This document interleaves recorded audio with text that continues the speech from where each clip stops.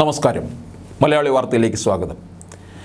സംസ്ഥാനത്ത് പൊതു തെരഞ്ഞെടുപ്പിനെ നേരിടാനായിട്ട് 3 മുന്നണികളും മുന്നൊരുക്കങ്ങളൊക്കെ തന്നെ പൂർത്തിയാക്കിയിരിക്കുകയാണ്. LDF അവരുടെ സ്ഥാനാർത്ഥി പട്ടിക പൂർണ്ണമായും പ്രസിദ്ധീകരിച്ച് കളത്തിലിറങ്ങിക്കഴിഞ്ഞിരിക്കുകയാണ്.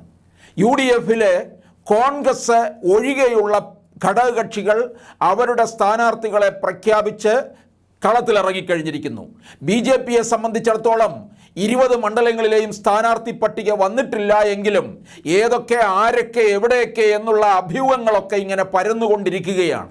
അതിൽ കേരളത്തിലെ പ്രധാനമായിട്ടുള്ള 3 ഇടങ്ങളിൽ മാത്രമാണ് സ്ഥാനാർത്ഥികൾ ആരാണ് എന്നുള്ള ചിത്രം പുറത്തു കിട്ടിയിരിക്കുന്നത്. തിരുവനന്തപുരത്ത് രാജീവ് ചന്ദ്രശേഖറാണ്, കേന്ദ്രമന്ത്രിയാണ്. അദ്ദേഹം ഒരുപക്ഷെ ശശി തരൂരിനോട് എതിരിടാൻ പറ്റിയ തരത്തിലുള്ള ഒരു സ്ഥാനാർത്ഥി എന്ന് വേണമെങ്കിൽ പറയാം. ഏഷ്യാനെറ്റിൻ്റെ അമരക്കാരനായിട്ടിരിക്കുന്നു. അതുപോലെ തന്നെ വലിയ ബിസിനസ്സുകാരനാണ്. അതുപോലെ ഡിജിറ്റൽ മേഖലയിൽ അദ്ദേഹത്തിന് വലിയ സംഭാവനയുണ്ട്.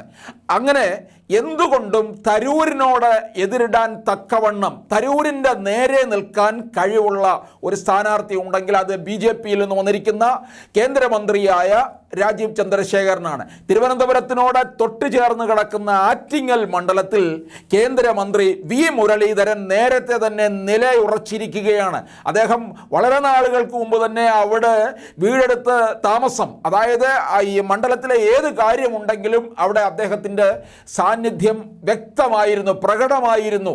ഇപ്പോൾ സജീവമായിട്ട് രംഗത്ത് നിൽക്കുകയാണ്.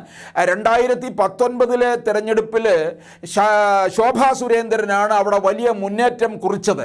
അപ്പോൾ ഈ മണ്ഡലം BJPക്ക് അനുകൂലമായിട്ട് മാറാൻ ഭാവിയിൽ സാധ്യതയുണ്ട് എന്ന് മനസ്സിലാക്കിക്കൊണ്ട് തന്നെയാണ് ശോഭാ സുരേന്ദ്രനെ ഇവിടെ നിന്ന് കെട്ടുകെട്ടിച്ച് V മുരളീധരൻ അങ്ങോട്ടേക്ക് ഇറങ്ങിയിരിക്കുന്നത്.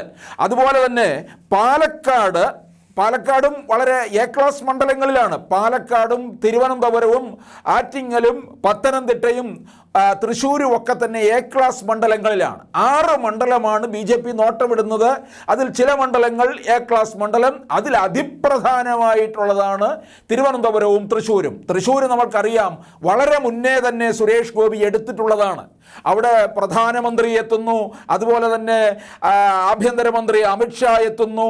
അങ്ങനെ ഈ BJPയുടെ സംസ്ഥാനത്തെ ഒരു രാഷ്ട്രീയ തലസ്ഥാനമായിട്ട് തൃശ്ശൂർ അങ്ങ് മാറുകയും ചെയ്തു.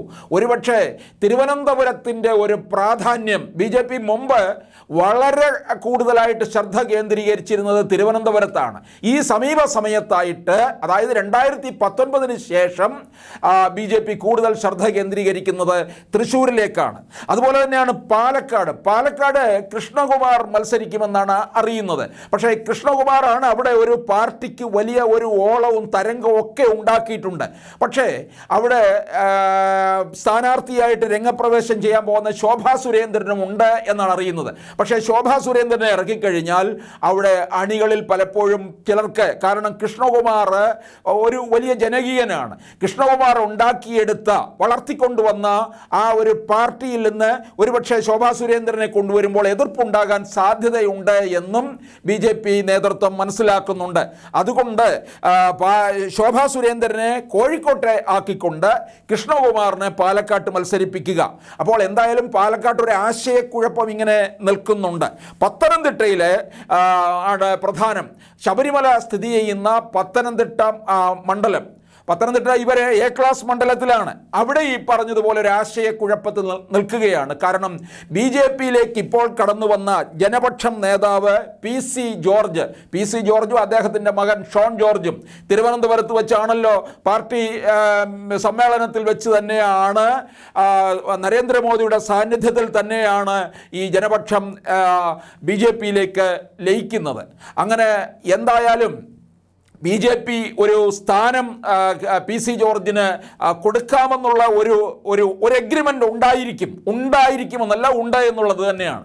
അത് പത്തനംതിട്ട മത്സരിക്കാനായിട്ടുള്ള ഇടം കൊടുക്കും. ഒന്നുകിൽ PC ജോർജിന് അല്ലെങ്കിൽ മകൻ ഷോൺ ജോർജിന് കൊടുക്കും എന്നാണ് അറിയുന്നത്. പക്ഷേ അവിടേക്ക് കാരണം അവിടെ മത്സരിക്കുന്നത് CPM-ലെ LDF-ൻ്റെ സ്ഥാനാർത്ഥി എന്ന് പറയുന്ന ഡോക്ടർ തോമസ് ഐസക്കാണ്. നിലവിലെ MP ആൻഡോ ആൻ്റണിയാണ്. അപ്പോൾ 2 ക്രൈസ്തവർ മത്സരിക്കുമ്പോൾ അതിൽ മൂന്നാമത് BJP-യുടെ സ്ഥാനാർത്ഥിയായിട്ട് ഒരു ക്രൈസ്തവൻ വരുന്നതിനോട് BJP സംസ്ഥാന നേതൃത്വത്തിന് യോജിപ്പില്ല. കാരണം അവിടെ ഒരു ഹിന്ദു സ്ഥാനാർത്ഥിയെ ഇറക്കിക്കഴിഞ്ഞാൽ വോട്ട് കൂടുതൽ സമാഹരിക്കാം എന്ന് ഈ BJP സംസ്ഥാന നേതൃത്വം കണക്ക് കൂട്ടുന്നുണ്ട്. ആ വിവരമാണ് കേന്ദ്ര നേതൃത്വത്തെ ധരിപ്പിച്ചിരിക്കുന്നത്. അവർ അത് എത്രത്തോളം കാര്യമായിട്ട് എടുക്കും എന്നുള്ളതിനെക്കുറിച്ച് കൃത്യമായ വിവരം ലഭ്യമായിട്ടില്ല. പക്ഷേ ആ ഒരു പേര് പറഞ്ഞുകൊണ്ട് പത്തനംതിട്ടയിലേക്ക് മത്സരിക്കാനായിട്ട് BJP സംസ്ഥാന അധ്യക്ഷൻ K. സുരേന്ദ്രന് താല്പര്യമുണ്ട്. K. സുരേന്ദ്രൻ ഇറങ്ങും. അല്ലെന്നുണ്ടെങ്കിൽ ഗോവ ഗവർണർ PS. ശ്രീധരൻപിള്ളയെയും അങ്ങോട്ടേക്ക് ഇറക്കാനുള്ള സാധ്യതയുണ്ട്. ഈ K. സുരേന്ദ്രൻ മുമ്പ് മത്സരിച്ചിട്ടുള്ളതാണ്. അതുപോലെ തന്നെ PS. ശ്രീധരൻപിള്ള അവിടെ ശ്രീധരൻപിള്ളയുടെ ഒരു തട്ടകം കൂടിയാണ്, ചെങ്ങന്നൂർ സ്വദേശിയാണ്. അപ്പോൾ കൂടുതൽ പരിചിതമായിട്ടുള്ള ഇടമാണ്. അപ്പോൾ ഒരു ഹൈന്ദവ സ്ഥാനാർത്ഥിയെ അവിടേക്ക് കൊണ്ടുവരുമ്പോൾ, പ്രത്യേകിച്ച് ശബരിമല സ്ഥിതി ചെയ്യുന്ന ഇടം, അത് കൂടുതൽ ഹിന്ദു വോട്ട് മുഴുവൻ സമാഹരിക്കാമെന്നുള്ള ഒരു കണക്കുണ്ട്. നായർ വോട്ട് മുഴുവൻ നേടിയെടുക്കാമെന്നുള്ള കണക്കും അവരുടെ ഒരു കണക്ക് കൂട്ടൽ നിൽക്കുന്നുണ്ട്. പക്ഷേ ഇത് എത്രത്തോളം ഉണ്ടാകുമെന്നറിയത്തില്ല. അത് PC ജോർജിന് ഒരുപക്ഷെ അത് വെട്ടിനിരത്തുകയായിരിക്കും. അങ്ങനെയുള്ള ഒരു നീക്കമാണോ സുരേന്ദ്രൻ നടത്തുന്നത് എന്ന് സംശയിക്കേണ്ടിയിരിക്കുന്നു. അല്ലെന്നുണ്ടെങ്കിൽ PC ജോർജിന് മറ്റെന്തെങ്കിലും സ്ഥാനം BJP നൽകും. എന്തായാലും ഈ 3-4 മണ്ഡലങ്ങളിൽ ഉടൻ തന്നെ പ്രസിദ്ധീകരിക്കാൻ പോകുന്ന സ്ഥാനാർത്ഥി പട്ടികയിൽ ഈ തിരുവനന്തപുരവും തൃശ്ശൂരും പിന്നെ അതുപോലെ പാലക്കാടും പത്തനംതിട്ടയും ഉണ്ടാകും എന്ന് കരുതാം.